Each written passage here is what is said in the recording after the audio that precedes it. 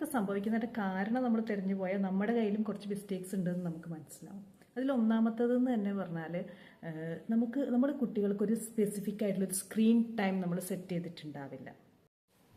പലപ്പോഴും ചെറുപ്പം മുതലേ തന്നെ കുട്ടിക്ക് വേണ്ടിയിട്ട് നമുക്ക് സ്പെൻഡ് ചെയ്യാൻ ടൈം ഇല്ലാത്തപ്പോൾ, അല്ലെങ്കിൽ കുട്ടികൾ അപ്സെറ്റ് ആയിരിക്കുമ്പോൾ, അല്ലെങ്കിൽ എന്തെങ്കിലും ഒരു ഫുഡ് കഴിക്കാൻ മടി കാണിക്കുമ്പോൾ, ഇങ്ങനെ എന്തെങ്കിലുമൊക്കെ ഉണ്ടാകുമ്പോൾ നമ്മൾ എന്താ ചെയ്യുന്നതെന്ന് വെച്ചാൽ നമ്മൾ അവരെ സമാധാനിപ്പിക്കാൻ വേണ്ടിയിട്ട് ഫോൺ കൊടുക്കും.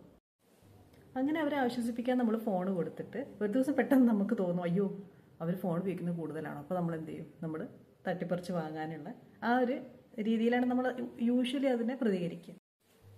അതുപോലെ പലപ്പോഴും നമ്മൾ ഈ ഫോണിനെ തന്നെ അല്ലെങ്കിൽ ഈ ടാബ്ലറ്റിനെ നമ്മൾ യൂസ് ചെയ്തിട്ടുണ്ടാവുക കുട്ടികൾക്കൊരു റിവാർഡ് അല്ലെങ്കിൽ ഒരു പണിഷ്മെൻറ്റ് എന്നുള്ള രീതിയിൽ അവരെ സ്ക്രീൻ ടൈം കൊടുക്കുക, സ്ക്രീൻ ടൈം കട്ട് ചെയ്യുക, ഈ രീതിയിലൊക്കെ ആയിരിക്കും.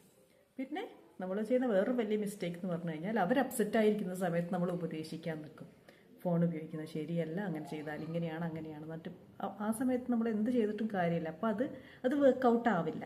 അപ്പം ഇങ്ങനെയുള്ള മിസ്റ്റേക്സ് നമ്മളുടെ കയ്യിൽ നിന്നും ഉണ്ടാവാറുണ്ട്. അത് നമ്മൾ ശ്രദ്ധിക്കണം. ഇതൊക്കെ നമ്മൾ ചെയ്താൽ മനഃപൂർവ്വം അല്ലെങ്കിൽ കൂടെ അവർക്ക് സ്ക്രീൻ ഡിപ്പെൻഡൻസി ഉണ്ടാക്കാനുള്ളൊരു സാധ്യത ഇത് ഉണ്ടാക്കുന്നുണ്ട്.